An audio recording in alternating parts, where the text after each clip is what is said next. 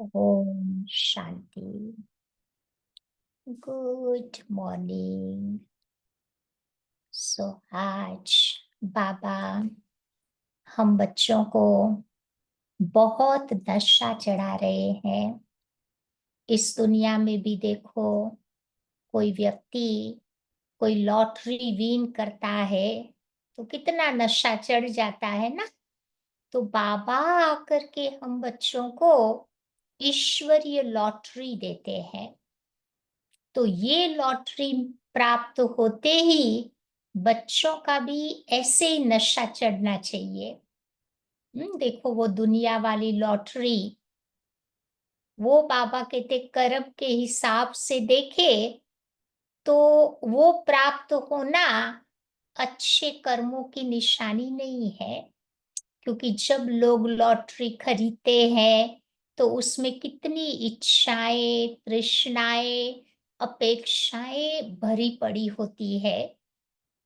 हर व्यक्ति विन करने की भावना से लॉटरी लेता है।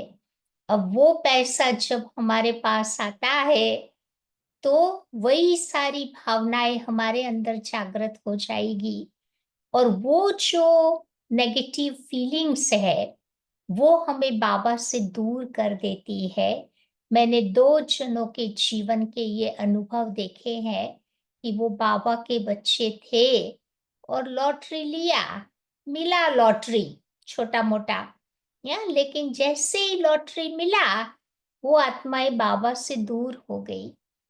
तो इसीलिए बाबा कहते हैं जब ये अविनाशी लॉटरी हमें मिलती है तो ये अविनाशी लॉटरी हमें बाबा के नजदीक ले आती है।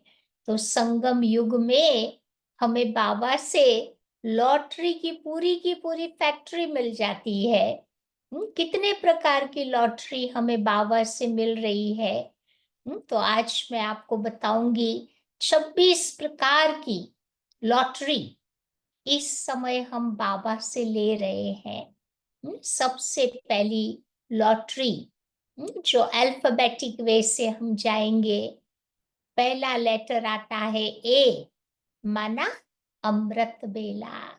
सवेरे सवेरे उठकर बाबा से बहुत प्यार से रूहान करते हैं तो हम सबका अनुभव है कि हमारा पूरा दिन बढ़िया जाता है। क्योंकि बाबा से पावर ले ली तो सारा दिन छोटी मोटी बातें आई तो हम इजीली उसका सामना कर पाएंगे। दूसरा लेटर है बी, बी माना ब्रह्मा भोजन। बाबा की याद में बना हुआ भोजन ब्रह्मा भोजन हो जाता है। कल मैंने आपको एक छोटा सा आर्टिकल भेजा था कैसे ब्रह्मा भोजन बनाना है। चलो बनाते हैं तो अच्छी बात है, लेकिन कभी कभी टाइम नहीं होता है बनाने का। तो फल को भी हम बाबा को भोग लगा सकते हैं। तो कैसे लगाना है वो आप थोड़ा ध्यान से पढ़ लेना। तो एटलीस्ट हम अपने घर में बाबा को तो भोग लगा सके ना। क्योंकि भोग लगाने से आत्मा को बहुत ताकत मिलती है और यही हमारे लिए दवा का काम करती है। देखो ये कलयुगी शरीर है, ठीक रखने के लिए दवा और दुआ दोनों चीजें चाहिए। तो ये दोनों चीजें ब्रह्मा भोजन में समाई हुई है। तो इससे हमारी आत्मा तंदुरुस्त बन जाएगी। तीसरा लेटर है सी, माना चैरिटेबल एक्शन। पुण्य कर्म कैसे करना है ये बाबा ने हमें संगम युग में सिखा दिया है। किसको बाबा श्रेष्ठ कर्म कहते हैं? जब निमित्त भाव से कोई कार्य करते हैं, निस्वार्थ भाव से किया हुआ कर्म, देही अभिमानी स्थिति में स्थित रह करके जो कर्म करते हैं, तो उपराम रह करके जो कर्म करते हैं वो कर्म मेरा श्रेष्ठ कर्म हो जाता है। तो ये श्रेष्ठ कर्मों की फैक्ट्री भी बाबा ने मुझे खोल के दे दी है। फिर डी है डिवाइन फैमिली। क्योंकि अब बाबा को पहचानते ही परिवार को भी पहचान लिया। यही तो मेरी असली फैमिली है, जो हम कल्प कल्प साथ रहे हुए हैं। तो बाबा ने फिर से हमें उस परिवार का मेंबर बना दिया। तो जितना जितना प्यार डिवाइन फैमिली से होगा, उतना उतना बाबा कहते हैं हम प्रोटेक्टेड रहेंगे। फिर पांचवा लेटर है ई, माना इटर्नल इनकम, अविनाशी कमाई, जो अभी बाबा सिखाते हैं। और वही तो कमाई हमारे साथ चलनी है ना। स्थूल कमाई, स्थूल चीजें तो यही रह जाएगी, परंतु ये जो अविनाशी कमाई की है, वो मेरे साथ अपने घर वापस आने वाली है। तो वो कमाई को मुझे कैसे बटोरे, इकट्ठी करे, वो युक्ति बाबा ने मुझे सिखा दी है। फिर छठा है एफ, माना फॉर्चून, भाग्य विधाता जिसका हो गया हो।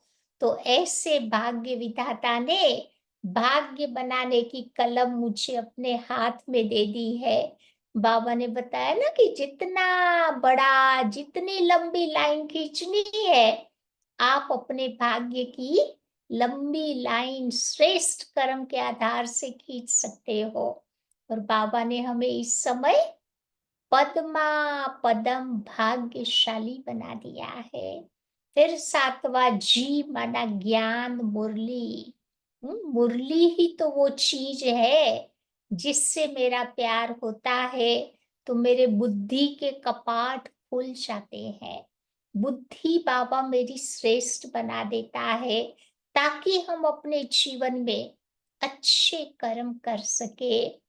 फिर एच मीन्स होली कंपनी, कहते ना सत संग तारे, कुसंग बोरे।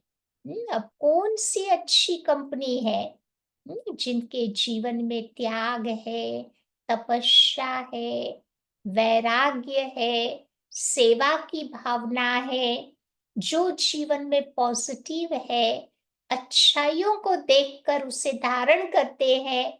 ऐसे लोगों की कंपनी मुझे करनी है। तो बाबा कहते हैं मेरा मेरे जीवन में उन्नति होती रहेगी।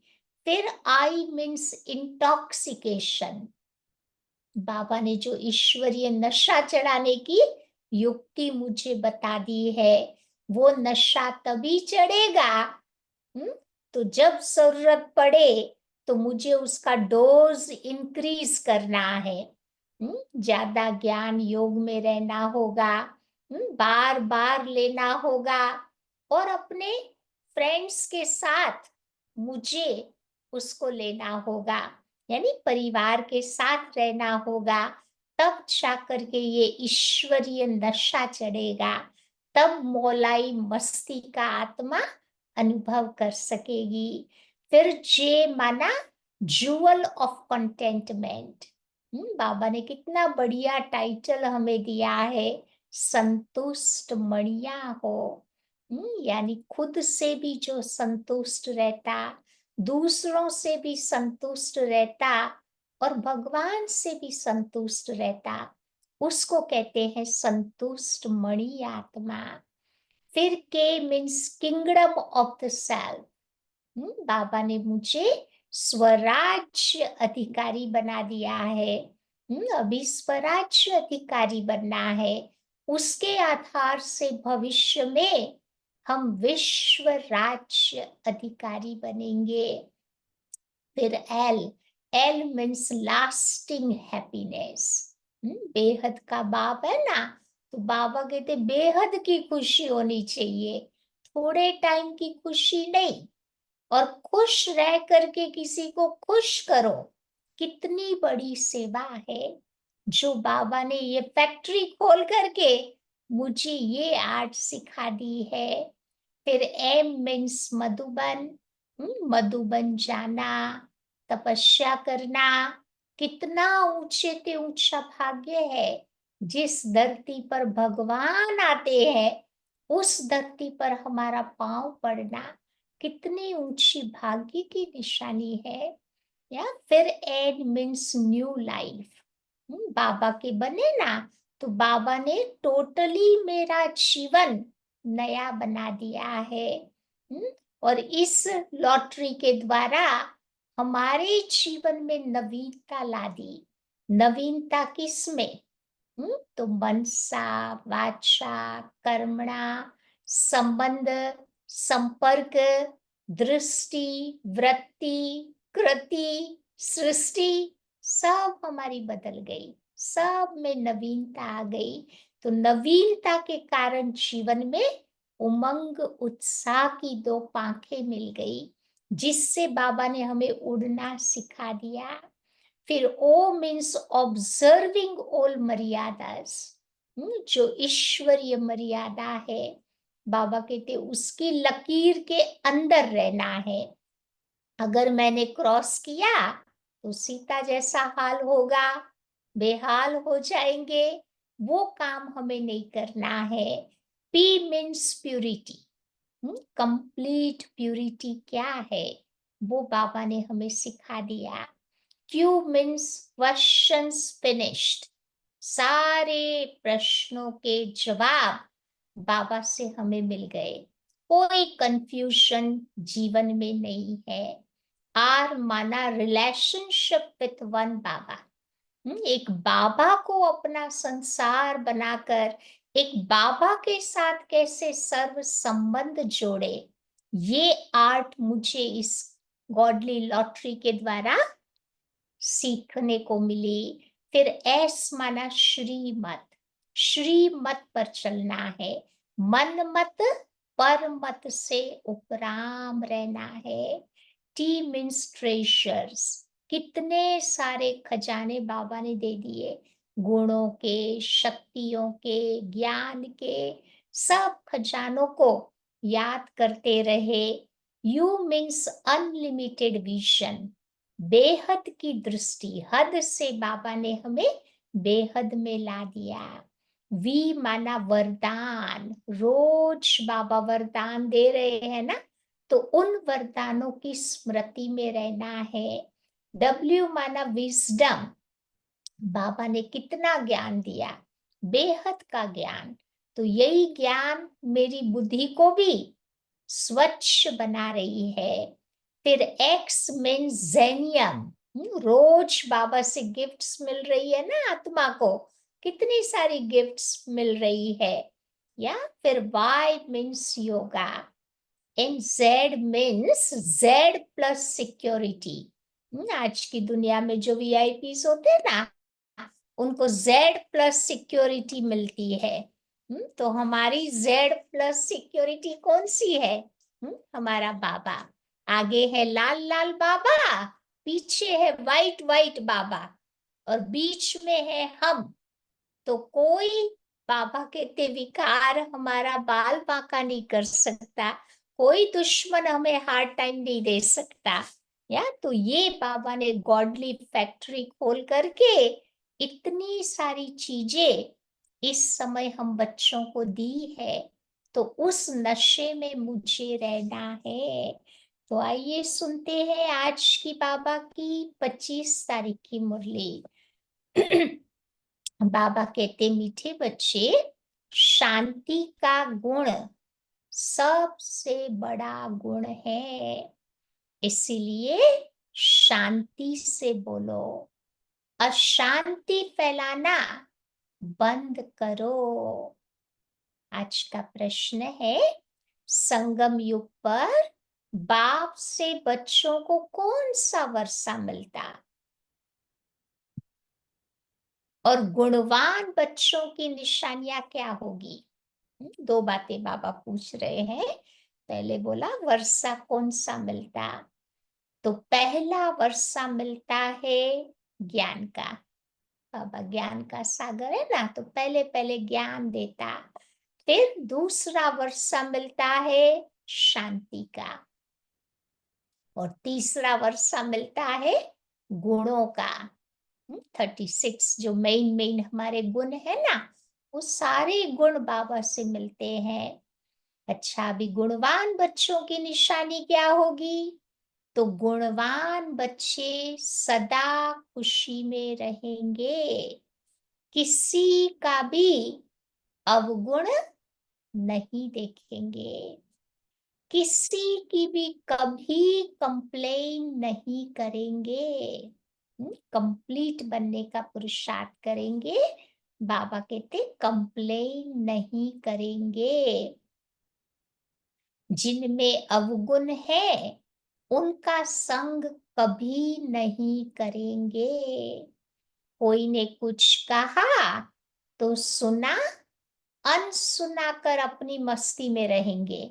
दो कान दिए है ना भगवान ने, एक कान से सुनकर दूसरे कान से निकाल दिया, या तो फिर हम अपनी मस्ती में रह सकते हैं। ओम शांति। रूहानी बाप बैठ रूहानी बच्चों को समझाते हैं।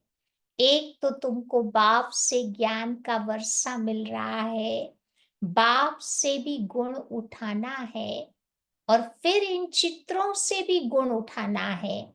जो देवी देवताओं के चित्र है ना, बैठ के सोचे कि कौन कौन से गुण उनमें थे, तो उनसे भी गुण उठाना है। बाबा को कहा जाता है शांति का सागर, तो शांति भी तो बच्चों को धारण करनी चाहिए ना। शांति के लिए ही बाप समझाते हैं। क्या समझाते हैं? एक दो से बड़ा शांति से बात करो। ये गुण उठाया जाता है। ज्ञान का गुण उठा ही रहे हो, ये नॉलेज भी पढ़नी है। ये नॉलेज तुमको देने वाला कौन है? विचित्र बाप, जिसका कोई चित्र नहीं है। और पढ़ती कौन है? विचित्र आत्माएं। आत्माओं का भी कोई चित्र नहीं है ना, पॉइंट ऑफ लाइट है। तो बाबा कहते ये है यहाँ की नई खूबी, जिसको और कोई नहीं जानता। श्री कृष्ण जैसे दैवी गुण बच्चों को धारण करने हैं। बाबा ने समझाया है कि मैं शांति का सागर हूँ, तो शांति यहाँ स्थापन करनी है, अशांति खत्म होनी है। तो अपनी चलन को देखना चाहिए। क्या देखेंगे चलन में? कि सारे दिन में हम कहाँ तक शांत में रहते हैं। अंदर में कोई हलचल तो नहीं होती, वो बाबा कहते चेक करना है। बहुत पुरुष लोग होते हैं जो शांति पसंद करते हैं, समझते हैं शांत रहना बहुत अच्छा है। शांति का गुण भी बहुत भारी गुण है, परंतु शांति कैसे स्थापन होगी, शांति का अर्थ क्या है, ये भारतवासी बच्चे नहीं जानते। तो बाप भारतवासियों के लिए ही कहेंगे। बाबा तो आते ही है भारत में। अभी तुम समझते हो कि बरोबर अंदर में भी शांति जरूर होनी चाहिए। अंदर शांति होगी तभी तो बाहर आएगी। इंटरनल पीस, जो हमारे मन, बुद्धि, संस्कार तीनों में वो शांति होगी, तो एक्सटर्नल पीस अपने आप आएगी। आज तो पीस का भी पीसीस हो गया है, टुकड़े टुकड़े हो गए हैं, यानी अशांति हो गई है। ऐसे नहीं कि कोई अशांत करे तो खुद को भी अशांत करना है। कई बार लोग अशांत होते हैं ना, दूसरे को भी अशांत कर देते हैं, लेकिन बाबा कहते होना नहीं चाहिए।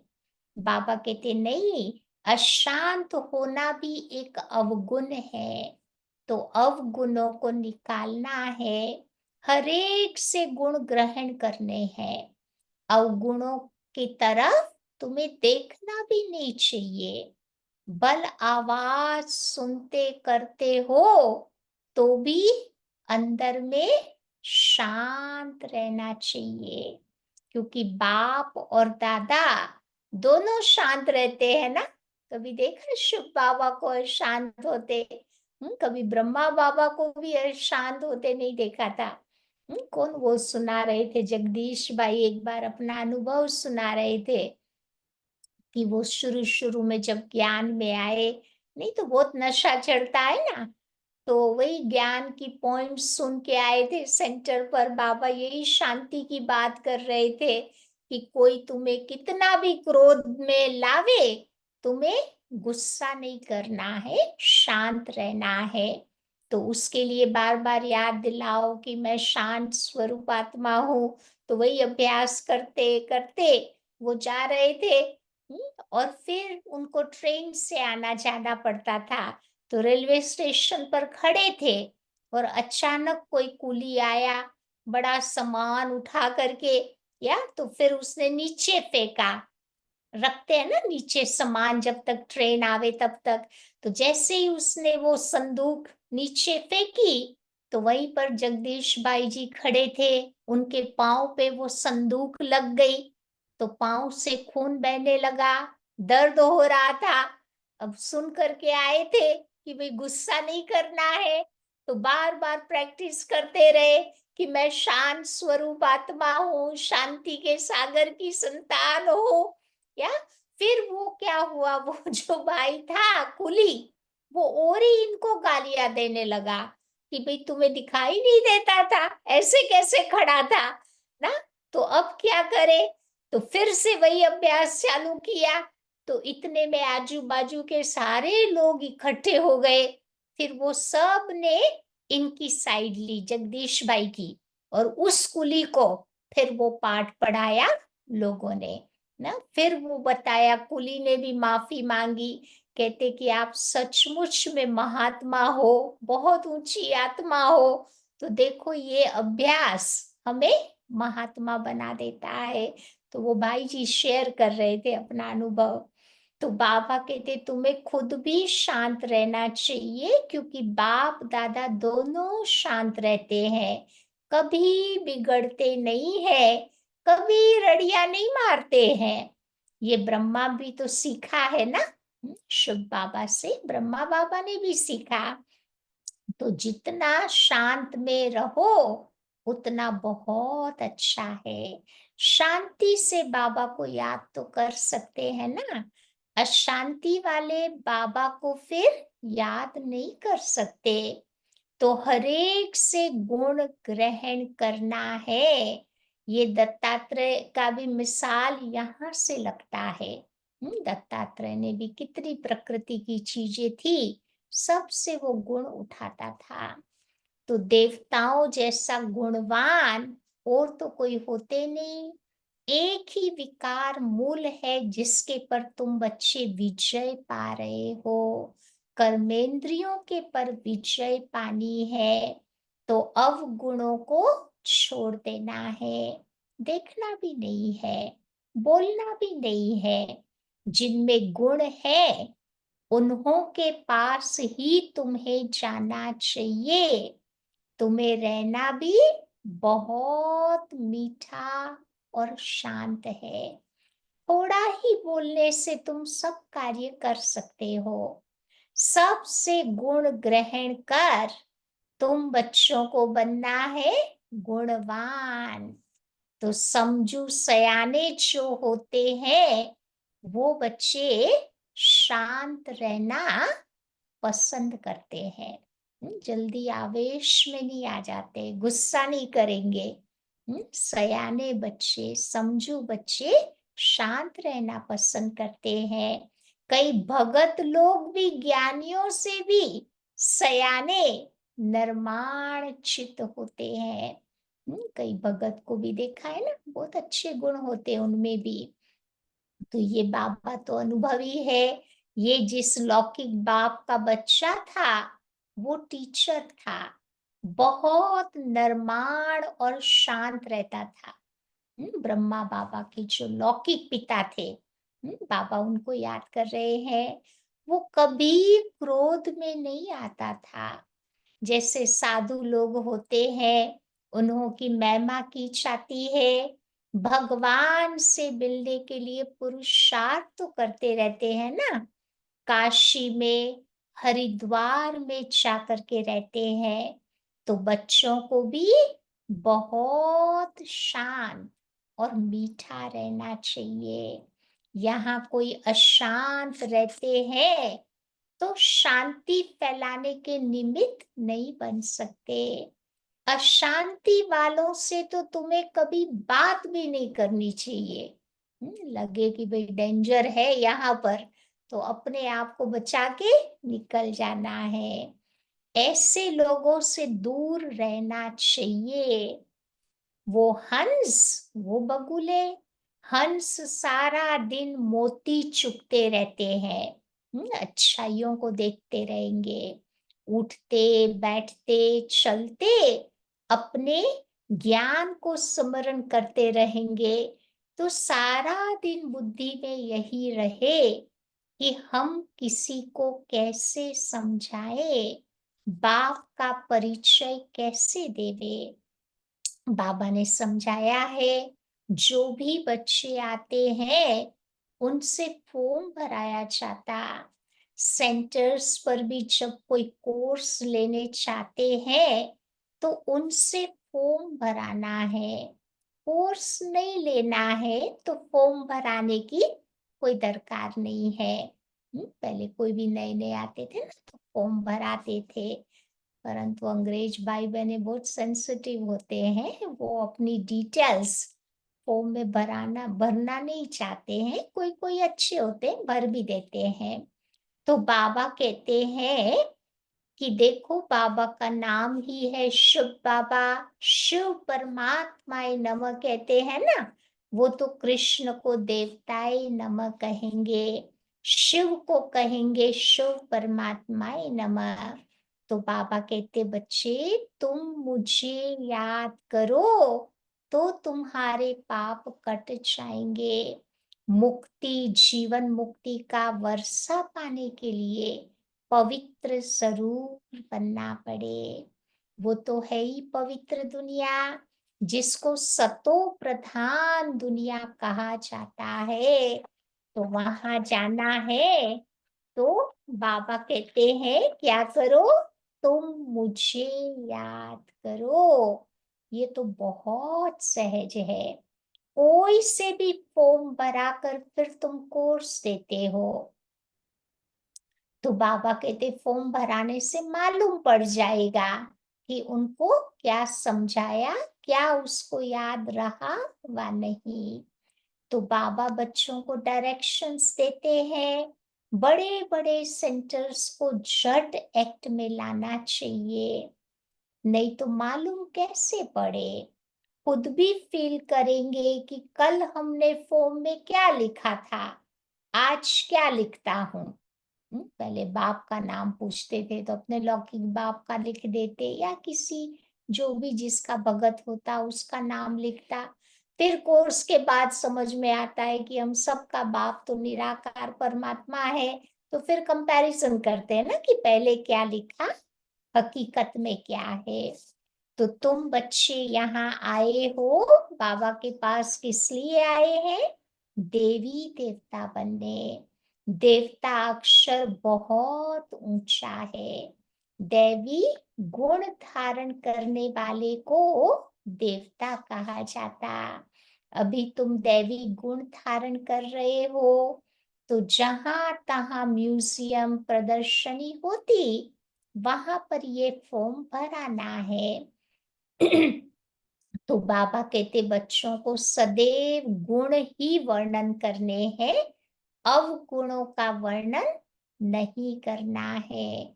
क्योंकि तुम बाबा के पास आए हो गुणवान बनने के लिए। जिनमें बहुत गुण होंगे वो दूसरों में भी गुण फूंक सकेंगे। दूसरों को गुणों को धारण करा सकेंगे। अवगुण वाले तो धारण न करा सके। बच्चे जानते हैं समय कोई अभी बहुत नहीं रहा, पुरुषार्थ बहुत करना है। बाबा ने समझाया है, तुम रोज मुसाफरी करते हो, यात्रा करते रहो। ये जो गायन है ना, कि अति इंद्रिय सुख पूछना हो तो गोपी वल्लभ की गोप गोपियों से पूछो। ये तुम्हारी पिछाड़ी की बात है।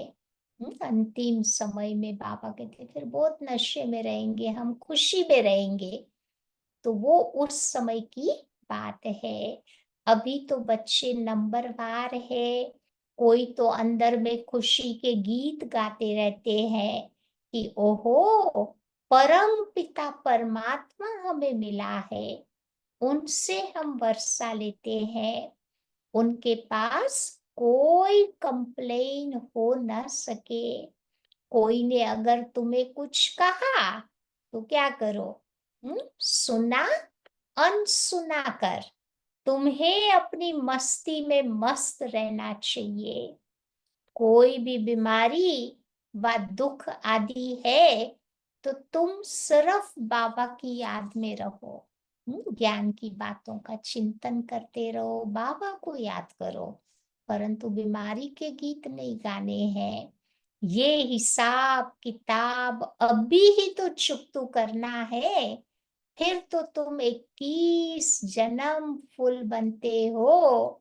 वहां दुख की बात नहीं होती। गाया जाता है ना कि खुशी जैसी कोई खुराक नहीं। फिर बाबा कहते सुस्ती आदि सब उड़ जाती है। इसमें तो ये है सच्ची खुशी, वो है झूठी। धन मिला, जेवर मिला, खुश हो जाएंगे थोड़े टाइम के लिए ना। लेकिन यहाँ बेहद की बात है। तुम बच्चों को तो अथाह खुशी में रहना चाहिए, क्योंकि तुम जानते हो। क्या जानते हैं? हम 21 जन्मों के लिए सदा सुखी रहेंगे। तो इसी स्मृति में रहो कि हम क्या बनते हैं। बाबा कहने से ही तुम्हारे सारे दुख दूर हो जाने चाहिए।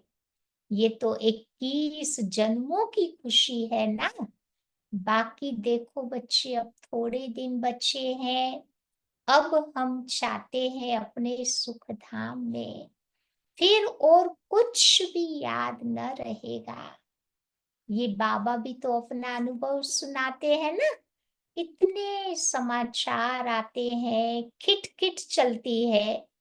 बाबा को कोई बात का दुख दुख थोड़े ही है। सुना, अच्छा ये भावी, ये तो कुछ भी नहीं है। हम तो कारून के खजाने के मालिक बन रहे हैं। बाबा से कितने खजानों के मालिक बन रहे हैं ना।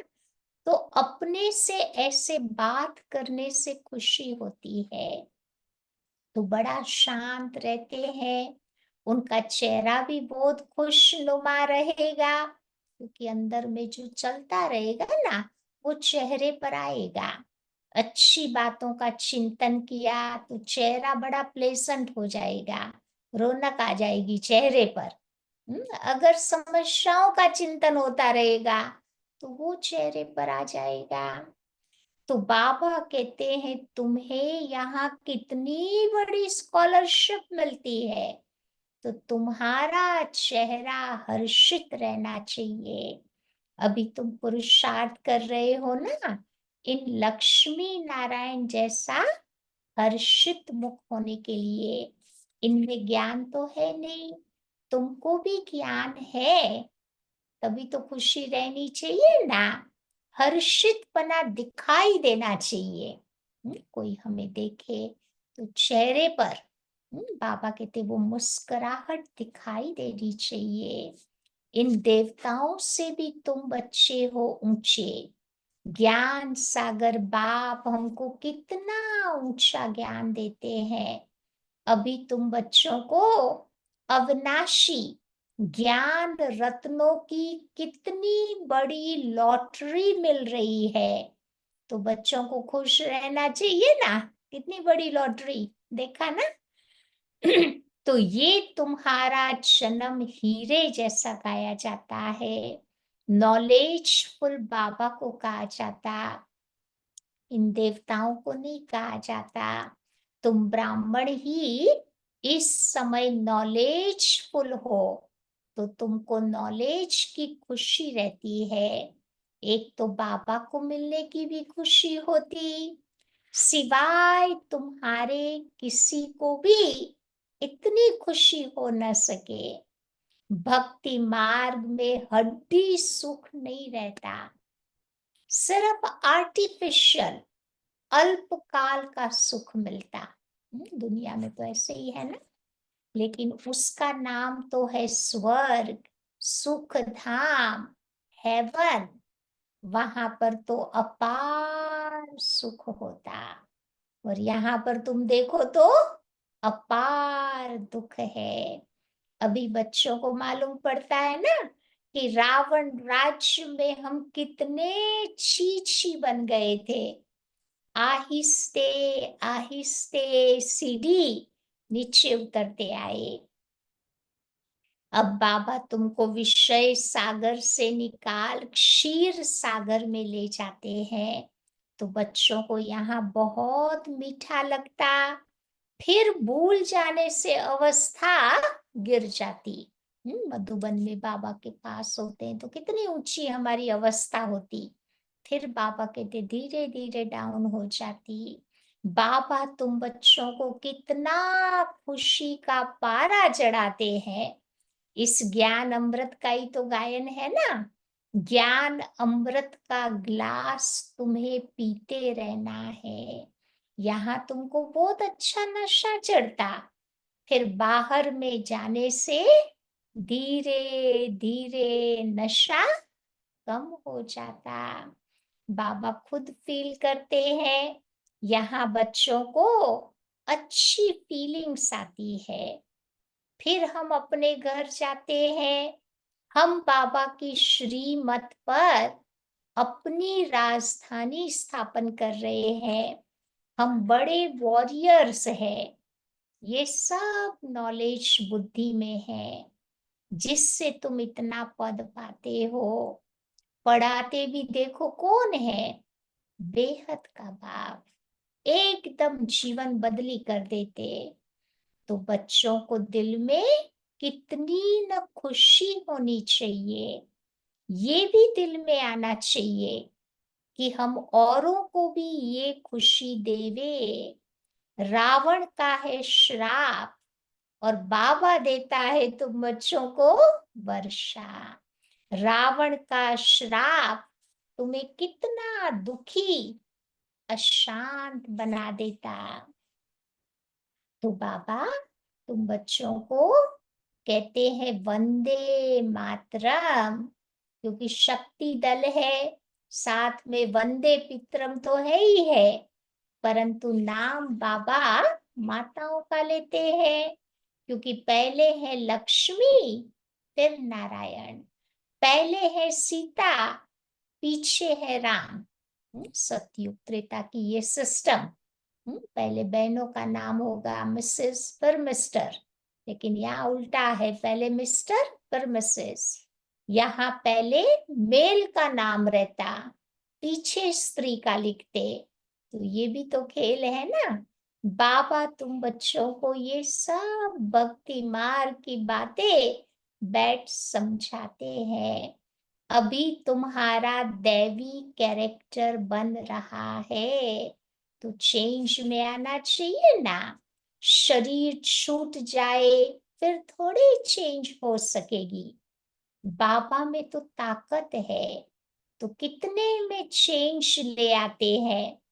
कई बच्चे अपने अनुभव भी सुनाते हैं कि हम पहले बहुत कामी थे, शराबी थे, यहाँ आने के बाद हमारे में बहुत चेंज हुई। लोग सुनाते हैं ना अपना अनुभव, कैसे बाबा ने हमारा जीवन बदली किया।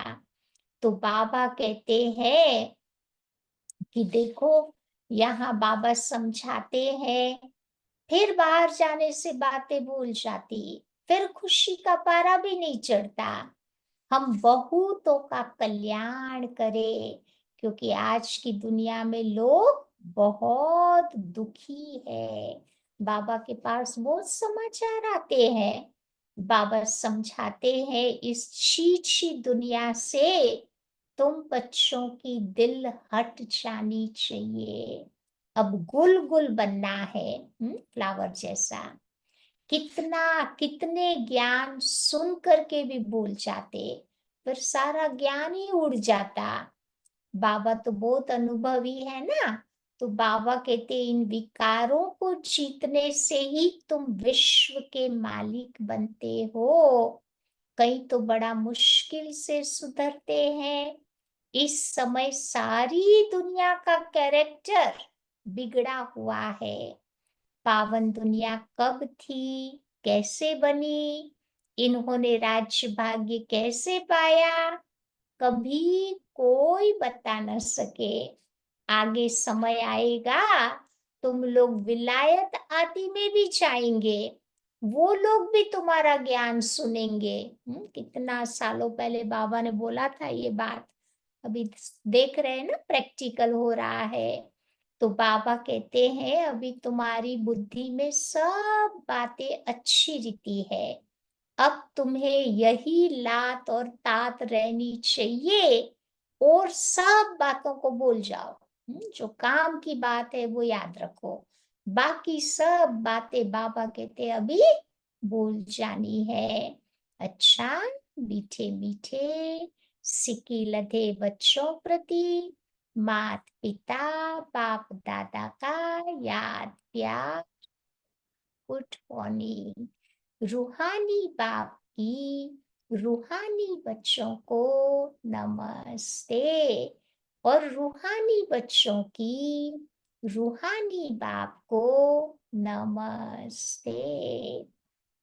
आज की धारणा की पॉइंट है, उठते बैठते चलते फिरते खाते पीते ज्ञान का स्मरण कर मोती चुगने वाला हंस बनना है।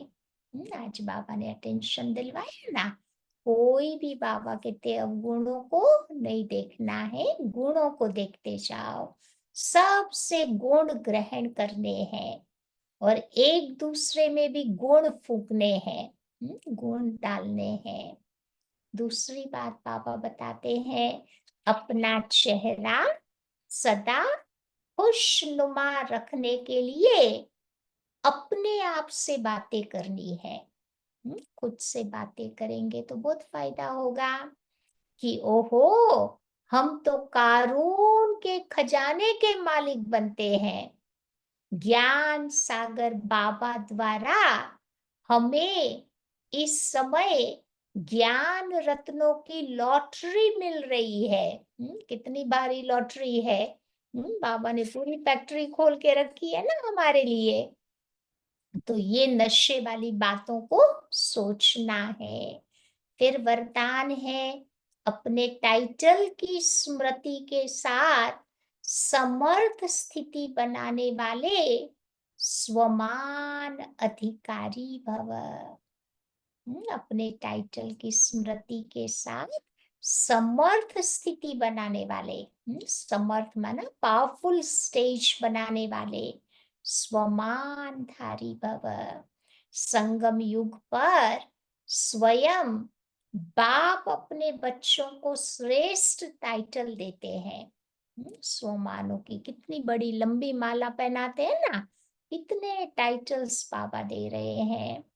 तो उसी रूहानी नशे में रहो। जैसा टाइटल याद आए वैसी समर्थ स्थिति तुम्हारी बनती जाए। खाली रटना नहीं है टाइटल, परंतु बाबा कहते वो अनुभव करना है। जब बाबा कहते तुम लाइट हाउस हो तो विजुलाइज करो कि इतना ऊंचा लाइट हाउस बन करके कितनी आत्माओं को रास्ता हम दिखा रहे हैं। तो वो बाबा कहते अनुभव करो। जैसे आपका टाइटल है स्वदर्शन चक्रधारी, तो ये स्मृति में आते ही पर दर्शन समाप्त हो जाए। स्व का दर्शन पर दर्शन को खत्म कर देगा। स्व दर्शन के आगे माया का गला कट जावे। पर दर्शन किया तो मेरा गला कटेगा, सीधा घुमा तो माया का गला कटेगा। तो मैं महावीर हूँ, ये टाइटल याद आए तो तुम्हारी स्थिति अचल, अडोल, स्थिर बन जाएगी। तो टाइटल की स्मृति के साथ साथ समर्थ स्थिति बनाओ, तब कहेंगे श्रेष्ठ स्वमानधारी आत्मा। स्लोगन है आज का, भटकती हुई आत्माओं की चाहना पूर्ण करने के लिए परखने की शक्ति को बढ़ाओ। आज भटक रही है ना आत्माएं, इधर घूम रही है, उधर जा रही है, इधर सत्संग में, इधर कोई गुरु आया तो वहां दौड़ेगी। तो बाबा कहते वो भटक रही है, उनको चाहिए क्या चाहिए, वो सोचो। और उस प्रकार से उन आत्माओं की हमें मदद करनी है। आज की अव्यक्ति पॉइंट है, अपनी स्थिति की हलचल स्पष्ट को भी अस्पष्ट बना देती है। अंदर में हलचल होगी तो समझ में नहीं आएगा खुद को ही कि क्या करे। वे खुद ही नहीं समझ पा रहे हैं तो दूसरों को कैसे मदद करेंगे। फिर उलझनों के कारण उज्जवल नहीं बन सकते हो।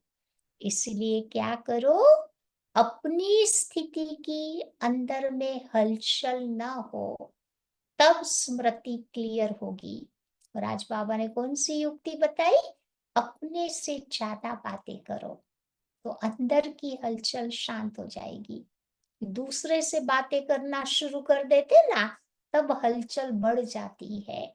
इसीलिए न दूसरों को देखो, न दूसरों से ज्यादा बातें करो, खुद से बातें करो। जितना अपने ऊपर केयर रखेंगे उतना क्लियर होते जाएंगे, उतना ही अपने पुरुषार्थ में व सर्विस में सफलता स्पष्ट और समीप दिखाई देगी। खुद की केयर करो तो बाबा कहते आत्मा क्लियर बन जाएगी, तो सफलता प्राप्त होगी। तो आज सारा दिन क्या याद रखेंगे, गुण अवगुण का बाबा ने कितना अच्छी तरह से आज समझाया। तो बाबा कहते सारा दिन हंस बन करके अवगुणों का चिंतन न कर गुणों का चिंतन करेंगे। और बाबा ने कितना नशा चढ़ाया, कितनी बड़ी लॉटरी बाबा ने हमें दे दी है। तो वो लॉटरी को आज याद रखना। 26 बातों की पूरी फैक्ट्री जो बाबा ने खोल के हमें दे दी है, तो वो स्मृति में रहने से भी नशा चढ़ा हुआ रहेगा। ठीक है।